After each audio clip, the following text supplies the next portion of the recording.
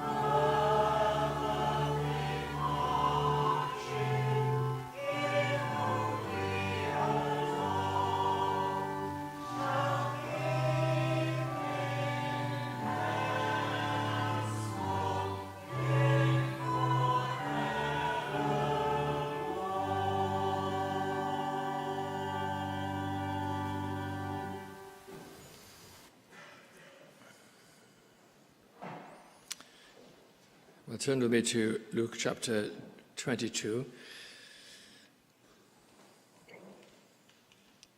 I'm going to take up those words from John 18, verse 27, where we read, Peter then denied again, and immediately the cock crew. And in Luke 22, verses 61 and 62, we read these words. Luke 22, verse 61, and the Lord turned and looked upon Peter. And Peter remembered the word of the Lord, how he had said unto him, before the cock crow, thou shalt deny me thrice. And Peter went out and wept bitterly. Just remind you of the context here of the 3 Jewish trials. Taking up the message on Sunday night and looking again at this passage. And there we notice the 3 Jewish trials with Annas and Caiaphas, and then the Sanhedrin. But they're roughly about the time of the trial with Caiaphas. Simon Peter denied the Saviour for the 3rd time. The first 2 probably would have been during the first trial with Annas, and then with Caiaphas, the 3rd denial probably took place. And our Saviour would have been somewhere nearby, quite likely higher up, we might think, in some upper story. Not definite about that, but that's quite possible. And there he turned and looked at Peter. And there they were, facing each other. Peter denying the Saviour for the 3rd time, the cock crowing for the 2nd time as Simon Peter spoke, and then the Saviour turned and looked at Peter. And you might wonder, what was the expression? Was it condemnation and rebuke? Certainly there might have been something of that. Or was it grief and suffering?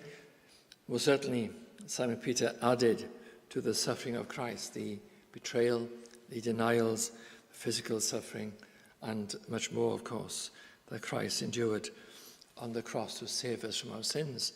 All this was part of our Saviour's suffering for our sins.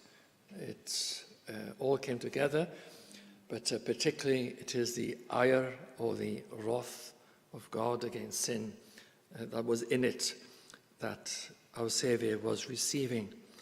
There are many facts around it.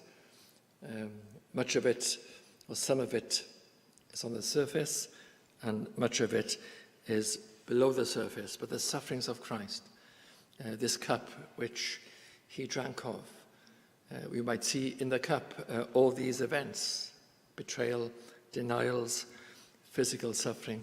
But there was an ingredient in that cup which was the very wrath of God against sin. And that is particularly what he took in order to remove from us this cup, to drink this cup in our stead, and to remove the condemnation on our sins.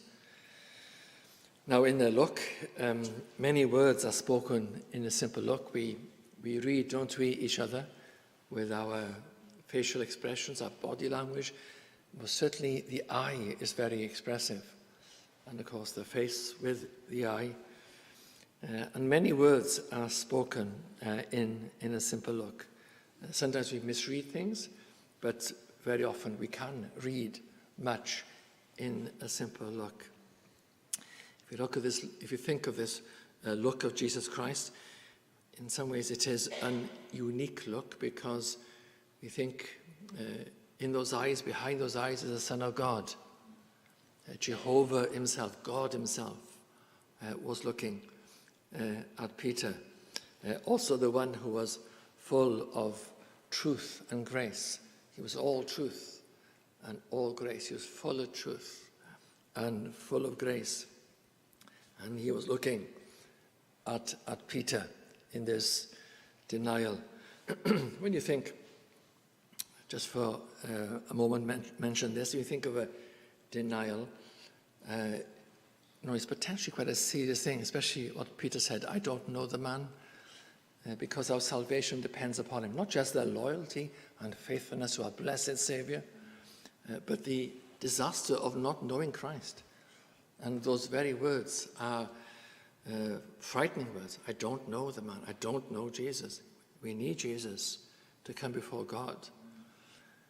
And so the words are uncomfortable. They're certainly a denial, and they're not faithful. They are unfaithful. But then you might ask, as you think of ourselves, how does Christ look to us today? We don't see him in the body. Well, you could say he looks at us through the Word of God. His eyes are in the Word of God. His presence is everywhere, and he looks upon us. It was Howell Harris who had an eye painted in the ceiling of his study to remind himself of the all-seeing God. I may think of the eyes of Christ here too, but certainly you've experienced, I'm sure, you come to the Word of God, and the Word of God looks at you, speaks to you. There's power and life in the Word, and he looks at us through the Word. If you feel any conviction of sin in the Word of God, is that not Christ looking at your life and at your sin? And also he looks at us in the Spirit. The Spirit, the Holy Spirit, is the Spirit of Christ. And so when the Spirit is working in our hearts and speaking to us, it is the eye of Christ also looking at us. And especially when we are in the Word and the Spirit applies the Word, there we see our Saviour looking at us and speaking to us. If I can quote a hymn we're going to sing in a moment, it's a John Newton hymn, and it speaks of a first and a second look. I'm going to add a third look, but he speaks of a first look before we were saved, that look which condemned us of our sins. But the second look, a look of mercy and of grace towards us. Let me read the hymn to you, John Newton hymn. I saw one hanging on a tree in agonies and blood, who fixed his loving eyes on me as near his cross I stood. Sure, never till my latest breath can I forget that look. It seemed to charge me with his death, though not a word he spoke. A second look he gave, which said, I freely all forgive. This blood is for thy ransom paid. I die that thou mayst live.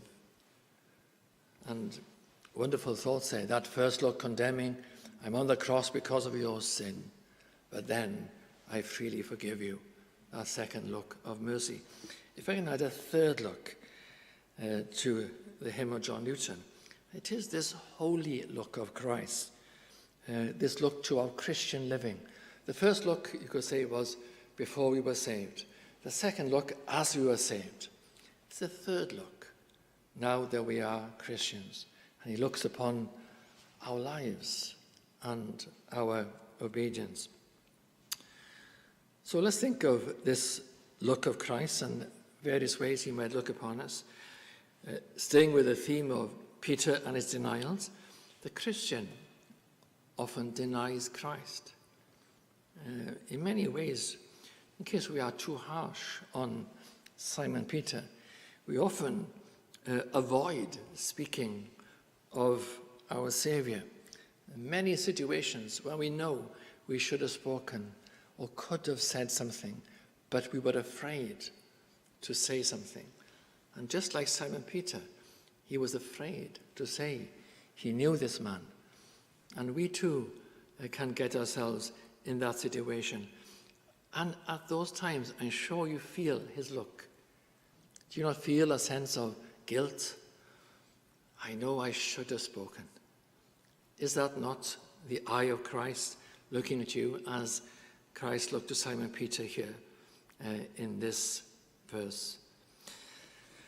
And then also the church can be ashamed of the Saviour.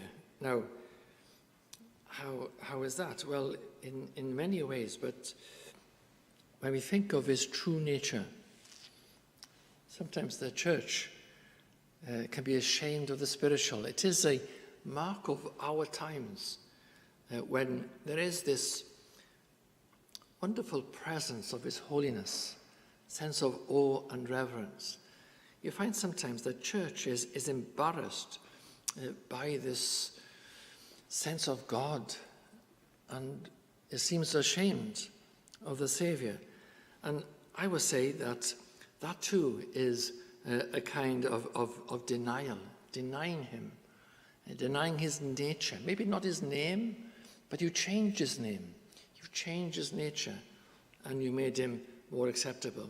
Can't do that to the Lord. He is who he is. We can't adjust him, and we must acknowledge him. We must not be ashamed in our churches of the Lord Jesus Christ. You know, sometimes I see people come to our services, and I know they're not used to our former service. Of course, our former service was very much how the church has worshipped over many years. But today, of course, they worship in a more irreverent and casual, contemporary way. And I know by that person that they're not comfortable and they're embarrassed by the whole thing. Now, I kindly say, that is not right. We should not be embarrassed by just the plain truth about him, the presence, the holiness, the awe. We should not want to lighten up the mood, but rather come more into these things, not less into these things, but more into his holy presence. We ourselves are a long way from where the church used to be in times of revival. We ourselves aren't right. But we certainly don't want to go the other way. We must go more into these things. And if we are ashamed of his nature, then indeed he looks at us as a church. He looks at us. And also, if there's a sense of worldliness in our lifestyle, our Saviour is holy. It's a holy look. And he must look at us in disappointment to see us so worldly. You might say, well, where did you get that from? Not from me. And he might look upon us. And then the Christian himself, not just the church, but the Christian can be worldly. And we can have idols, things which we cherish in that place where he should sit. And when we put those idols on the throne of our hearts, do you not think the eye of Christ looks upon those idols and looks upon our hearts and says to us, what are they doing there? Have they saved you? Have they delivered you? Do they love you? Oh, surely our Saviour is the one who should be on the throne of our hearts. And the church also, not just be embarrassed with the true nature of the gospel, also has known times of denying truths. Now, historically, we come out of this time, liberal theology, they called it, and the church denied the truths of the gospel. And that was about 100 years ago, although it still continues, and is having a resurgence.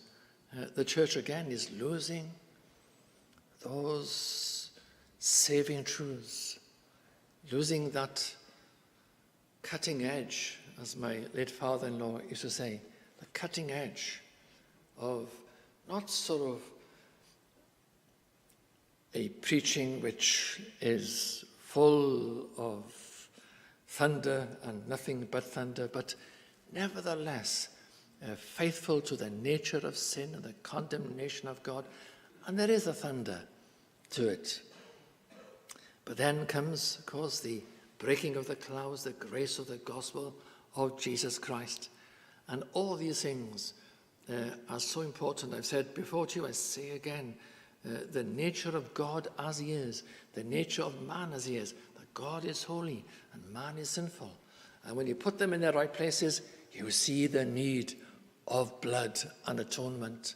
How can we ever know God without Jesus Christ? It's only when you set them in their right position, you see the need of a bridge and of a mediator. Otherwise, you might think, I can jump it. Of course, you can't jump it. You need the bridge of Jesus Christ. And Christ might look upon us as we dumb down and water down these truths. And of course, what he does, he will distance himself as well as look upon us. And then the church will lack in grace. And we can be so different to the Saviour. We can speak against one another. And you can imagine our Saviour looking at us, looking at your heart when you speak against a brother and a sister. And as those words come from your lips, the cock crows, you could say, and Christ looks upon us. And those things are not found in his heart, and they don't belong to our hearts. And also, when we fail to show kindness to the poor and needy, I think myself this is a need of Reformed churches, evangelical churches today. They tend to be quite strong on morals, although the truth is, not even there truly, and not true sanctification, but they make a lot of fuss about morals. But I don't see anybody protesting about the need to show compassion and love and protesting about it, because we've forgotten these things. And our Saviour was like this. And as we fail to show kindness to the poor and needy, we fail to show kindness to Christ. We do it as unto him. And he might look upon us. I might say, did you not read the Gospels? Did you not see me help the poor and needy? Why are you not more like me? And that look may be to our heart. Also, the Christian falls to many besetting sins, repeated sins, fall to the same sin and same sin. And the Saviour does look upon us as we repeat our sins. Now, I'll mention grace in a moment, but let's stay with this at the moment. This look, our Saviour looks at this constant and many failures. I wonder how he feels as he sees the failures of our Christian life. And especially when our hearts are full of pride and full of self, and we know God opposes the proud, and so surely our Saviour must look upon pride as something which is a trademark of the devil and full of self. And again, we must look upon our hearts, that these things should not be. Our Saviour looks upon our hearts, and he looks and he speaks with his look. As I said, when you go to the Word of God speaks to your heart. That's the Saviour looking to your failures. And do not think the Saviour is comfortable with our failures. He's not comfortable with our failures. He wishes us to follow him. And also, the Christian sometimes can betray the cause of the gospel. Our Saviour experienced betrayal, and it reminds him of a dark experience. And, you know, we can be very poor as Christians. You can betray a good gospel cause. I don't think it's something that happens over there somewhere. No, we do betray the gospel cause through our weaknesses and through our being opinionated and so on. We let down the gospel cause. We leave gospel causes and the true gospel cause. And that's a form of betrayal. You ask any pastor will tell you that he's tired of betrayals. He feels betrayed many, many times over. And it is something which wears on the heart more than many other things. No, we can be betrayers of the gospel cause. This is quite a list, isn't it? But there's more. That we can know lukewarmness as well, to be lukewarm in our hearts, like the church in Laodicea. We know how our Lord Jesus Christ responded to lukewarmness, that he would spew it out. Almost stronger than that look. And when we think of the church being lukewarm, and also ourselves, and particularly this picture here we have, here our Saviour was struggling, endeavouring to go to the cross of Calvary. There was zeal in his heart, but what weight was put upon him, what heaviness was placed upon him. And yet he went there with great strength of soul and heart. Our Saviour saved us. You could say the weight was like going against the tide. What a tide it was. This great weight that came down upon him. And we can be lukewarm, and we can be just selective, and our Saviour might look upon us. Do you know what I did for you? I took your sin, and I went to the cross of Calvary, and I suffered the most dreadful sufferings, that your soul might be saved. And he might look upon our lukewarmness. We could go on, but let's look at the setting of all this. As with Simon Peter on this occasion, Christ looked upon him with disappointment and grief. There's no doubt about it. But remember what Christ was doing. He was proceeding to save Simon Peter and to die for his sins and to die for his denials as well. And likewise with us, for us to know that although he looks upon us, and he does look upon our failures, he doesn't wink at our sins. He does look upon our failures with grief and disappointment. But it takes nothing away from his saving endeavors for you. He will save your soul despite it all. He will go to that cross. He went to that cross and died for your sin. And of course, as I mentioned on Sunday, that look to Peter did a good work. It broke him, most certainly, but it meant that the old self could be broken down and he might be new in Christ. And Peter became quite a remarkable person. In some ways, he reminds me of Jacob.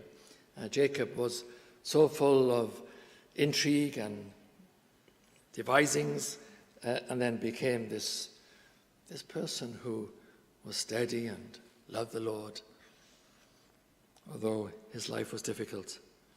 But then Simon Peter also, he was full of himself and boastful, and now becomes a humble man and becomes a bold preacher.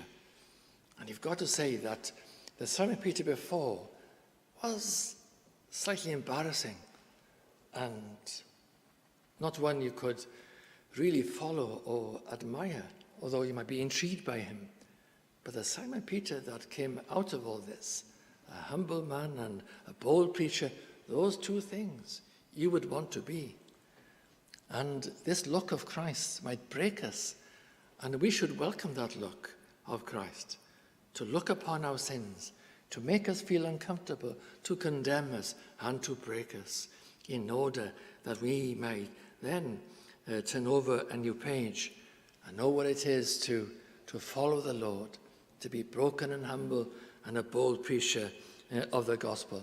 Of course, we shall continue in our failures, but these looks of Christ are important. And he looks upon us through the word of God and looks to our souls. They're important. I myself have, and I'm sure you agree with me, I've never found it a problem when I feel convicted of my sin. I rejoice in it. And even though that conviction of sin might be something which has an element of being unpleasant, and yet you rejoice because you know it is the God of grace who is pointing out.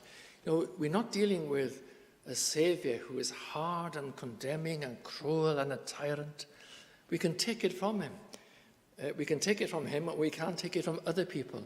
When our Saviour, who is full of compassion, who died for us and saved us from our sins, when he looks upon us, of course it breaks us, because we love him and we know he loves us.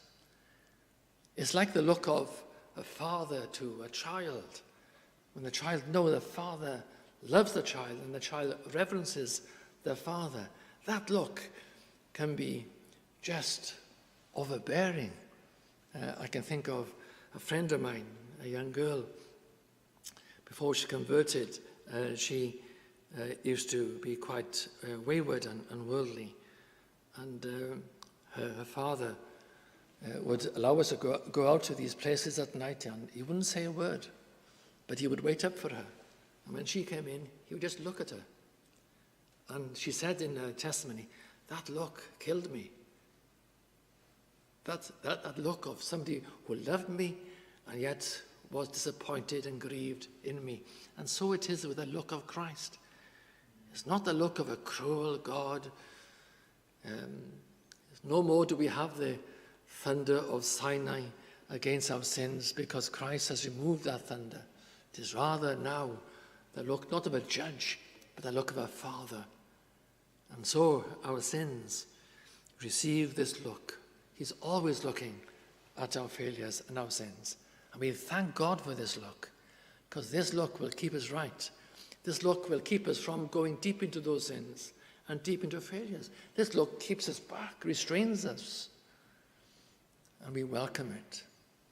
And so when you feel in your heart conviction of sin in the service, do you not rejoice? My heart is alive. I felt that conviction of sin. I felt the condemnation. That's how we should respond. Unless we are truly rebellious, then we should and be glad of these corrections. And we come to learn, and we come to be sanctified. And so it is, our Saviour makes us anew. It's a good work. And he's a blessed Saviour. And he'll only deal with you in the best of ways. And he's so patient. Look at the way he was with the disciples all those years and their disappointing behavior. Look at his grace and patience, and a word here and a word there. Just occasionally saying to Philip, have I been so long with you? You haven't known me, Philip. And then I look at Peter as he denied him. What a gracious Saviour. No shouting, no stamping of the feet. Just this look of authority which wins our hearts. Well, this is sanctification. It's a lovely thing. It is the best of all ways to win us over to good ways. It's not like some kind of list of do's and don'ts, but rather the way of the Lord is this, that he'll look upon you, and perhaps you won't hear the first time, or you won't pay attention. He'll look again, and then eventually you are moved. And when you are moved, you give your heart. And it's so lovely then, because it's not forced upon you. Nobody shouted at you and made you do it. You yourself have the joy of obedience. You came to that place. And then, of course, it's many times more beautiful when it comes from your heart. If I can just say one more thing, that one day we shall look him in the eye and see him as he is. As it says in 1 John 3, verse 2, we shall be like him, for we shall see him as he is. And you shall look in the eye of Christ, and Christ shall look in your eyes. But what kind of look would that be? Well, all I say is this, a look of glory. A look of glory. Well, shall we sing our next hymn? Which is that hymn I think I quoted, 647. In evil long I took delight. 647. Shall we stand?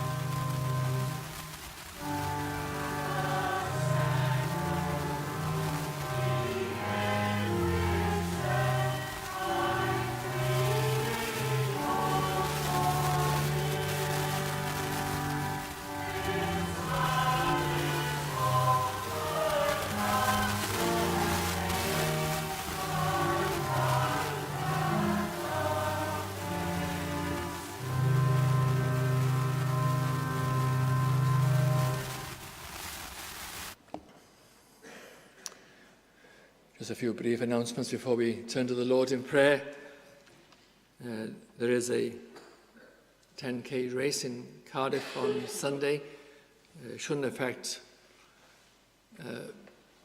most of us, but there will be more traffic around the centre of Cardiff. Just be mindful of that. Be mindful of